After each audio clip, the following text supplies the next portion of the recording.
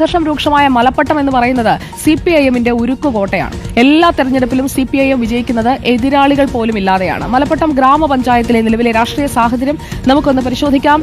Reporter എക്സ്പ്ലൈനറിലേക്ക് നമ്മൾ പോവുകയാണ്. മലപ്പട്ടം ഗ്രാമപഞ്ചായത്ത് 2005 മുതൽ നമ്മളിപ്പോൾ സംസാരിക്കുന്ന 2025 വരെ ചുവന്ന് തുടുത്ത് കിടക്കുകയാണ്.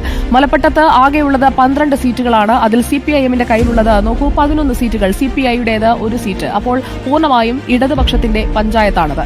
2010 വന്നാൽ 2005 നിന്ന് 5 വർഷം പിന്നിടുമ്പോൾ ആകെ സീറ്റിന്റെ കാര്യത്തിൽ 13 സീറ്റുകളായി മാറുന്നു. അതിൽ CPIM-ന് 12ഉം CPI-ക്ക് 1ഉം കോൺഗ്രസിന് 0. കോൺഗ്രസ് സംപൂജ്യരാണ് 2010. 2015 തെരഞ്ഞെടുപ്പിൽ ഇതേ അവസ്ഥ തന്നെ ആവർത്തിക്കുകയാണ്. ആകെയുള്ള 13 സീറ്റിൽ CPIM-ന് 12ഉം CPI-ക്ക് 1ഉം.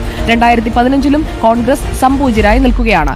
ഇക്കഴിഞ്ഞ തെരഞ്ഞെടുപ്പിൽ 2020 തെരഞ്ഞെടുപ്പിൽ 13 സീറ്റിൽ CPIM-ന് 11 സീറ്റായി കുറയുകയാണ്. 12ൽ നിന്ന് 11ആയി കുറയുന്നു. CPI അവരുടെ സീറ്റ് നിലനിർത്തുന്നു. കോൺഗ്രസ് അക്കൌണ്ട് തുറന്നു കഴിഞ്ഞ തെരഞ്ഞെടുപ്പിൽ 2020.